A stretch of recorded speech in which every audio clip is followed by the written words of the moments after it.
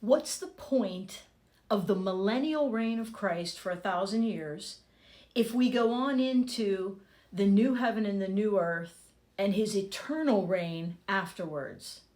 Why does he come back and rule on this earth for 1,000 years before the final great white throne judgment of the unsaved, before he throws Satan into the eternal lake of fire forever? Why all of this? I want to talk about that.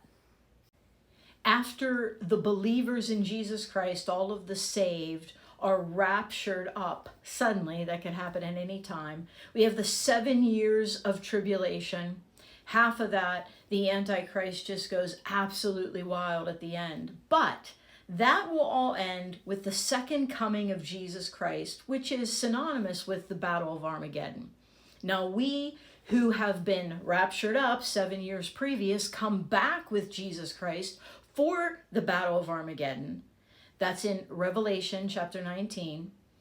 And we are in our new and glorified bodies, bodies that can never die, bodies that can never sin. So we will march into the millennium with Jesus Christ to rule and reign with him on this old earth. Now, granted, it'll be a little bit different. The judgments of the tribulation will make the earth somewhat different when you talk about its topography, its geography. But it's going to be this old earth that Jesus is going to reign on. We'll be in brand new bodies. Now, some of the survivors of the tribulation, people who make it through the tribulation, who get saved during that time period, will walk into the millennium in non-glorified bodies, in natural bodies. So they will be able to propagate, to have children during that time. And there'll be a huge population of people during that 1,000 years.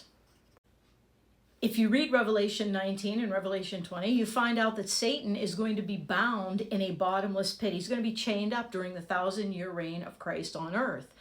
That is all happening before one final fit of rebellion that Satan will attempt to have with people who outwardly are obeying Jesus during the millennium, but inwardly are still rebellious and unsaved. They will rebel with Satan when he is unleashed for a brief period of time at the end of the millennium. And then at that great white throne judgment, all of the unsaved and Satan will go to the lake of eternal fire. Then we will end up in the new heaven and the new earth forever. So the question remains, why this 1,000 years? Why not just go to the great white throne judgment, new heaven and new earth? It's a very good question, and here's why. Number one, it will prove that the devil did not make you do it. You see, the devil can tempt us, but he doesn't force us to sin. It's our own rebellious flesh that sins. And so the devil being chained up for the 1,000-year millennium, those who end up rebelling with Satan at the end prove that the only temptation came from their own flesh, their own not wanting to submit to Jesus Christ. So that's one thing. But here's the bigger reason I believe that the millennium takes place. Now in Psalm chapter 8, King David said, when I look up at the sky, when I think about the entire universe, the heavens above, what is man? What is humanity that you care about us humans, God?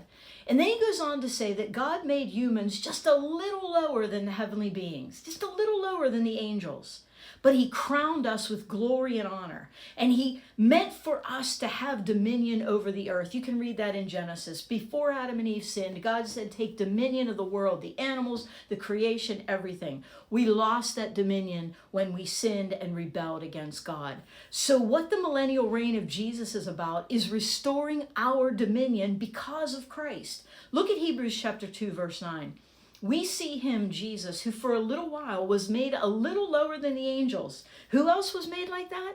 We were. Jesus put on flesh, allowed himself to be in human flesh, crowned with glory and honor because of the suffering of death, so that by the grace of God, he might taste death for everyone. So Jesus stood in our place, was made in human form like us, 100% God, 100% human, to taste death on our behalf, to pay for our sin.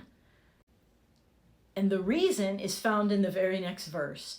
so that he could bring many sons to glory. And we could also read that as bringing many sons and daughters to glory. He restored our glory by dying for our sin and making us brand new and giving us his Holy Spirit so that we could have those sinless, undying bodies, so that we could rule and reign with Jesus. One day Jesus is going to put all his enemies under his feet. Read 1 Corinthians chapter 15.